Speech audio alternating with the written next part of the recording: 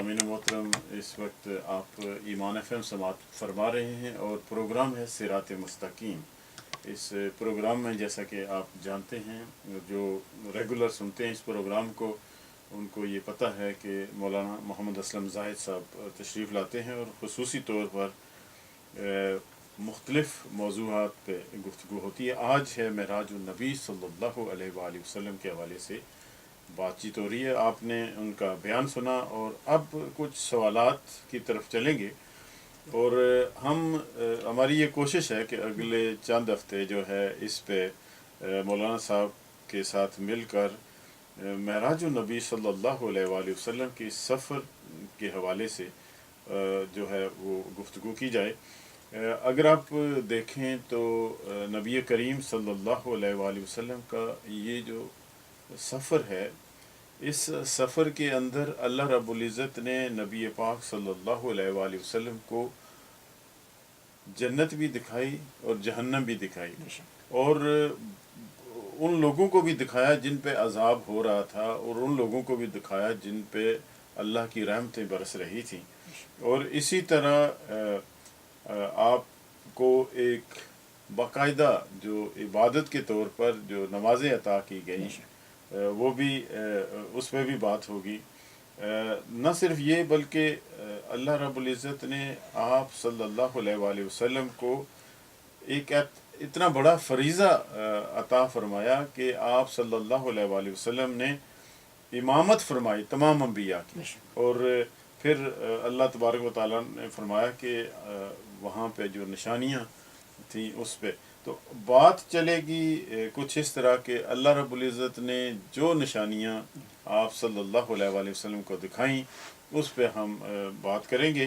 एक बात मौलाना साहब मैं शुरू में ही करना चाहता हूँ कि आपने भी गुफ्तगू के दौरान फरमाई कि अमूमन लोग ये समझते हैं कि आखिरत किसने देखी, जो इस दुनिया से चला जाता है, जो फोत हो जाता है, वो वापस कभी नहीं आता और ना आकर बताता है। ये हमारी कम्युनिटी के अंदर अमूमन और अक्सर जो है ये बात पाई जाती है कि किसने आखिरत देखी है, कौन जाके वापस आया है।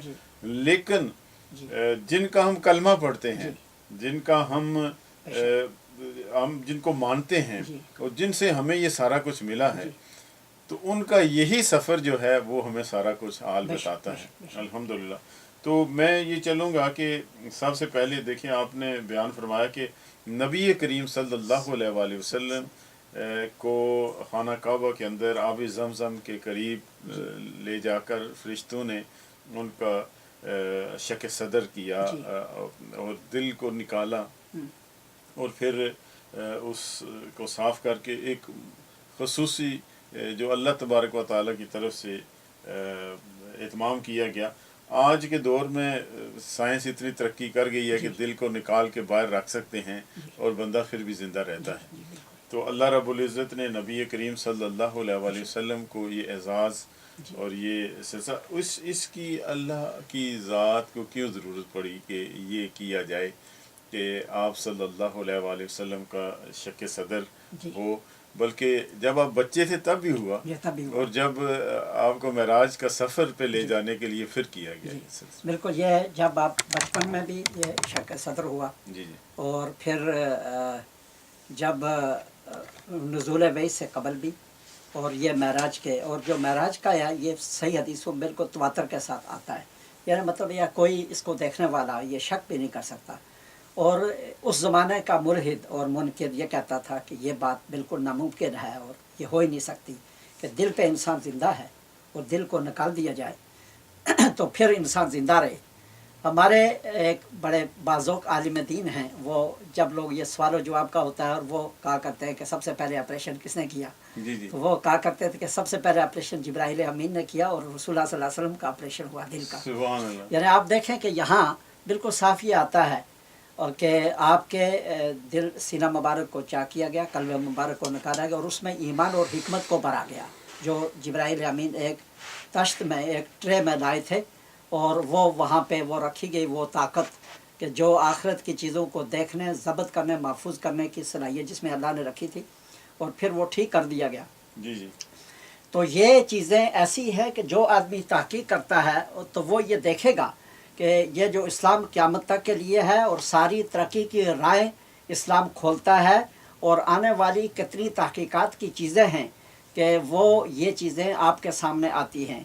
اور اللہ تبارک و تعالیٰ اگر چاہتے تو یوں ہی جیسے وہی آپ کے قلب مبارک پہ اترتی اتار دیا جاتا ہے، لیکن یہ سب چیزیں سامنے اس لیے دکھائی گئی جی. کہ یہ چیز ہونی ہے بالکل. اور ہوگی یہ چیز. اور اس وقت جو انسان اسلام کے بارے میں اگر سچا ہے وہ تحقیق کرنے والا، بے شک. تو جب وہ اس کی تحقیق میں پیچھے جائے گا اور یہ دیکھے گا کہ اسلام نے اس وقت یہ بات کی ہے کہ جی. جب آدمی کا دماغ یہ سوچتا بھی نہیں تھا، تو پھر اگر اپنی تحقیق میں وہ سچا ہے تو اسے یہ ماننا چاہیے کہ یہ خدا کا مذہب ہے اور حضور صلی اللہ علیہ وسلم اللہ کے رسول اور نمائندہ ہیں. بے شک. اور اللہ کے فرشتے نے اس وقت یہ بات کر کے دکھائی کہ جب انسان کا دماغ اس کے لیے بالکل نہیں سوچتا تھا اور دماغ مانتا بھی نہیں تھا کہ یہ اگر ہو تو انسان زندہ رہ سکتا ہے. تو یہ ہوا اس کا، اس معجزے کا. یہ بھی ایک الگ مستقل معجزہ ہے کہ آپ کا شک صدر اور اس کے بعد یہ ساری چیزیں. جی جی پھر اس کے بعد آپ دیکھیں کہ جو آپ نے یہ فرمایا کہ اللہ کی قدرت کی نشانیاں آپ کو دکھائی گئی. جی جی تو یہ سارا اس پہ نشانیوں پہ ہی ہے. بے شک. اور یہ نشانیاں بنی اسرائیل میں کہا لِنُرِيَهُ مِنْ آیاتنا، اور سورہ نجم میں کہا کہ لَقَدْ رَأَىٰ مِنْ آیَاتِ رَبِّهِ الْكُبْرَىٰ. یہاں کہا کہ تاکہ ہم اپنے بندے محمد صلی اللہ علیہ وسلم کو اپنی قدرت کی نشانیاں دکھائیں.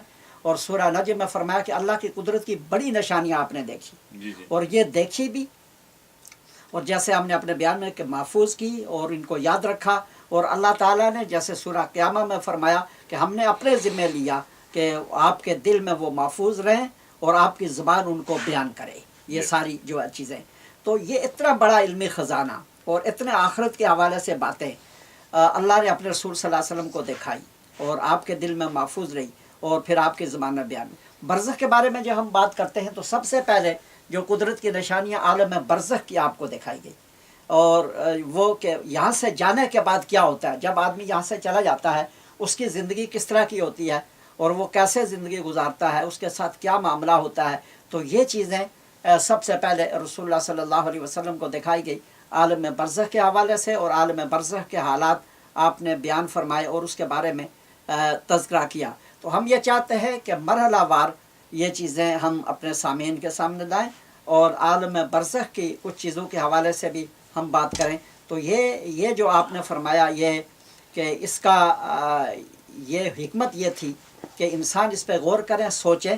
اور آج کے زمانے کے انسان کو یہ پیغام ہے جو علم اور تحقیق کی بات کرتا ہے، اور وہ مسلمان جو اس پہ ریسرچ کرتے ہیں، آگے میسج دیتے ہیں، ان کے لیے بھی یہ پیغام ہے کہ اس بات کو عام کریں اور علم والوں سے پوچھیں کہ اس کا آپ کے پاس کیا جواب ہے اور آپ اس کے بارے میں کیا کہتے ہیں کہ یہ جو اسلام اس کی بات کرتا ہے اور اس زمانے میں رسول اللہ صلی اللہ علیہ وسلم کا یہ جو معجزہ عطا کیا گیا، کتنی بڑی بات ہے اس میں. جی اوکے مجھے 5 منٹ دو.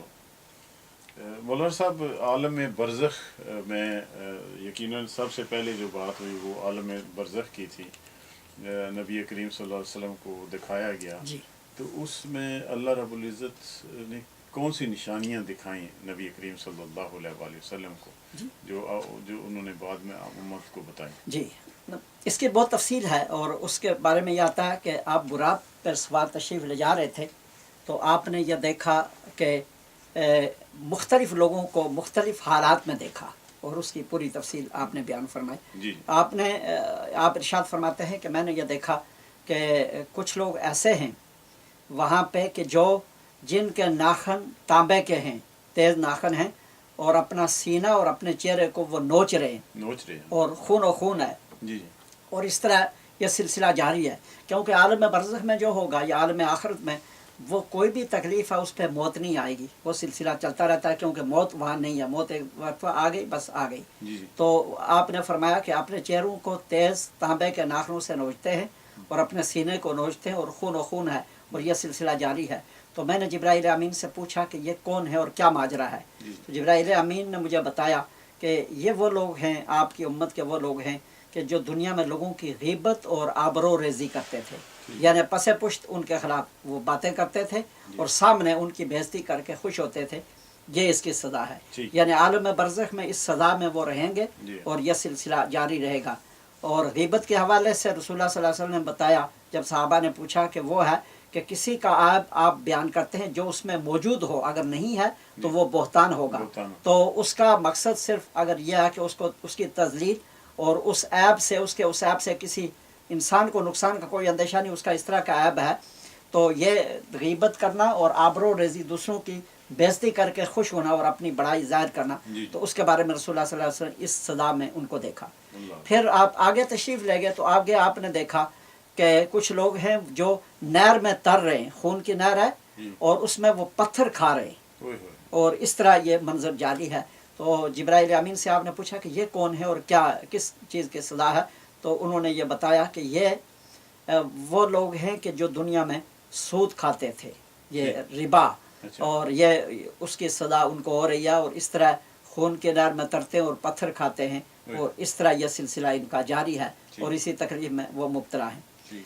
پھر اسی طرح آپ آگے تشریف لے گئے اور آپ نے یہ دیکھا کہ کچھ لوگ ایسے ہیں کہ وہ بیج ڈالتے ہیں اور وہ فصل فوراً تیار ہو جاتی ہے اور وہ کاٹتے ہیں پھر تیار ہو جاتی ہے، اور یہ سلسلہ جاری اور ساری ہے. تو آپ نے پوچھا کہ یہ کیا ہے اور کون لوگ ہیں اور کس طرح کا یہ سلسلہ ہے؟ تو جبرائیل امین نے بتایا کہ یہ وہ لوگ ہیں آپ کی امت کے کہ جو اللہ تعالیٰ کے راستے میں جانی اور مالی جو ہے جہاد کرنے والے، کہ ان کی نیکیاں 700 سے شروع ہوتی ہیں اور واللہ یضاعف لمن یشاء، اللہ جتنے چاہتے ہیں ان کے لیے بڑھا دیتے ہیں. تو یہ نہ ختم ہونے والی نیکیاں ان کی.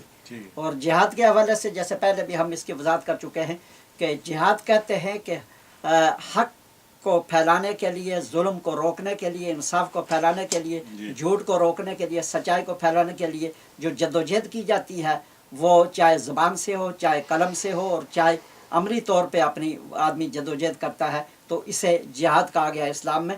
اور یہ نفس کا ہوتا ہے، شیطان کے مقابلے میں ہوتا ہے، اور ہر برائی اور ظلم کو روکنے کے لیے یہ ہوتا ہے. تو فرمایا کہ یہ وہ لوگ ہیں اور یہ ان کا سلسلہ جاری اور ساری ہے، اور اسی طرح یہ جو ہے یہ سلسلہ رہے گا. اور یہ اس طرح آپ نے دیکھا ان کو. ماشاءاللہ. اور آگے اسی طرح اور چیزیں بھی آپ یقیناً بے شمار اس میں چیزیں آتی ہیں اور بے شمار ایسی نشانیاں ہیں کہ ایک ایک نشانی پہ اگر ہم گفتگو کرنے لگیں تو پروگرام اسی پہ ہو جائے گا.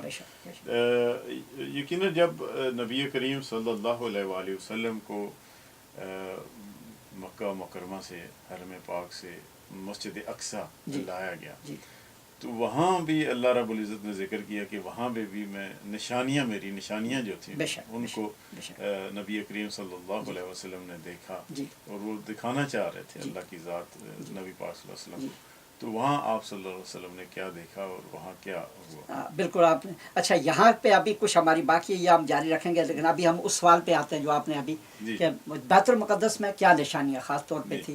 اور اس کے بعد یہ ہے کہ بیت المقدس میں جو ہے اللہ تعالیٰ نے یہ آپ کو ایک اور عظیم معجزہ عطا کیا جو ہر وقت ہم ایک بات کرتے ہیں اور سنتے ہیں. تو آج ہم اپنے سامعین کو اس کی وضاحت کہ ہم سنتے ہیں علماء سے، آگے پیچھے لوگ بھی کہتے ہیں کہ امام الانبیاء، کہ ہمارے رسول صلی اللہ علیہ وسلم امام الانبیاء ہیں، اور یہ بھی سنتے ہیں کہ امام القبلتین، دونوں قبلوں کے امام ہیں. اور یہ وہاں یہ معجزے، یہ یعنی معراج النبی صلی اللہ علیہ وسلم ایک معجزہ نہیں ہے بلکہ ایک معجزے میں ہزاروں معجزے. اور یہاں پہ یہ کہ انبیاء کی امامت کا معجزہ اور بیت المقدس میں امامت کا معجزہ آپ کو عطا کیا گیا. آپ فرماتے ہیں کہ ہم وہاں پہنچے اور وہاں جو ہے وہ اذان کہی گئی اور لوگ جمع ہونا شروع ہو گئے. اور یہ جو ہے جبرائیل امین نے بتایا کہ یہ تمام انبیاء علیہ السلام ہیں جو تشریف لا رہے ہیں. اور پھر جو ہے وہ فرشتے بھی آسمان سے اترے، اور سب جب انبیاء علیہ السلام جمع ہو گئے تو یہ تھا کہ نماز کے لیے کون امامت کرائیں گے. اور اس میں کافی امکانات تھے کہ آدم علیہ السلام بھی ہو سکتے تھے کہ ابو الانبیاء ہیں، اور ابراہیم علیہ السلام بھی ہو سکتے تھے کہ حضور علیہ السلام کے بھی وہ دادا ہیں اور آپ کے خان. لیکن جبرائیل امین نے آپ کا دست مبارک پکڑ کے آپ کو مسلح پہ کھڑا کیا اور آپ نے امامت کرائی، اور اس میں جو ہے تمام انبیاء علیہ السلام نے آپ کے پیچھے نماز پڑھی. اب یہ جو سلسلہ تھا وہاں حاضری کا، یہ تمام انبیاء علیہ السلام کو اللہ تعالیٰ نے ان کی ارواح مبارکہ کو جسم کی شکل دے کر وہاں جمع فرمایا. اور یہ ہوتا ہے جہاں اللہ چاہتے ہیں اپنے انبیاء کو پہنچاتے ہیں. اور عیسیٰ علیہ السلام اپنی جسم اور روح کے ساتھ اتر کے آئے اور وہاں آپ کے پیچھے نماز پڑھی. اور یہ نماز وہاں ہوئی، تمام انبیاء علیہ السلام نے وہاں وہ کی. اور اس کے بارے میں یہ بھی آتا ہے، چونکہ اتنا ہمارے پاس وقت نہیں ہے، کہ وہ نماز سے جب فارغ ہو گئے تو کچھ جلیل القدر انبیاء نے وہاں وہ اللہ کی ایک ترتیب تھی، جیسے ہمارا ہوتا ہے کہ کوئی اگر ایسا خاص پروگرام ہو تو کچھ خاص لوگ بات کرتے ہیں، تو وہاں جلیل القدر انبیاء کے خطاب بھی ہوئے، جس میں آدم علیہ السلام کا تھا، اس میں ابراہیم علیہ السلام کا تھا، داؤد علیہ السلام کا تھا، موسیٰ علیہ السلام کا تھا، عیسیٰ علیہ السلام کا تھا خطاب، اور پھر حضور علیہ السلام کا خطاب ہوا. اور جب حضور علیہ السلام نے خطاب فرمایا تو ابراہیم علیہ السلام پھر کھڑے ہوئے اور کہا کہ حضور علیہ السلام کو، محمد صلی اللہ علیہ وسلم کو اللہ نے جو فوقیت عطا کیا ہے، اس کی وجہ سے وہ سب سے بڑھ کر ہے. تو یہ انبیاء علیہ السلام کے سامنے یہ ساری باتیں وہاں ہوئی. اور اس کے بعد پھر جو ہے وہاں یہ پروگرام انبیاء کا، اور یہ جو ہم کہتے ہیں کہ ہمارے نبی صلی اللہ علیہ وسلم تمام نبیوں کے بھی نبی ہیں، تو یہاں پر اللہ تعالیٰ نے دو چیزیں عالم ارواح میں انبیاء سے ایک اقرار لیا تھا اور کہا تھا کہ لَتُؤْمِنُنَّ بِهِ وَلَا تَنْصُرُنَّ، جب ان کو نبوت دینے کی بات کی ان کی روح کو، اور کہا کہ میرے رسول صلی اللہ علیہ وسلم پر ایمان لاؤ اور ان کی مدد کرنا. تو ایمان ایک تو اس وقت روح نے اقرار کیا، اور ایک یہاں جسم اور روح کے ساتھ، یا روح کو وہ جسمانی شکل دے کر یہاں جمع کیا، اور پوری طرح جیسے میں اور آپ بیٹھے ہیں اسی طرح انبیاء علیہ السلام تشریف لائے، اور آپ پر ایمان کا، آپ کی امامت میں نماز، اور یہ بتایا اللہ نے اپنی حکمت سے کہ محمد صلی اللہ علیہ وسلم یہ نبیوں کے بھی نبی ہیں اور رسولوں کے بھی رسول ہیں اور تمام انبیاء کے امام ہیں. اور یہ یہاں پر یہ معجزہ بھی آپ کو عطا کیا گیا. اور اس کے بعد پھر آپ کی یہ فضیلت، اور یہ امام القبلۃ، یہاں بیت المقدس میں بھی آپ نے امامت فرمائی، اور تمام انبیاء علیہ السلام نے آپ کے پیچھے نماز ادا فرمائی. ماشاء اللہ، جزاک اللہ خیر. سامعین محترم، اس وقت آپ سماعت فرما رہے ہیں پروگرام، اور اس پروگرام میں آپ اگر سنتے جائیں گے ترتیب کے ساتھ تو انشاءاللہ آپ کو بہت کچھ سیکھنے کو ملے گا. ہم ایک مختصر سی بریک لیں گے، اور بریک کے بعد جب واپس آئیں گے تو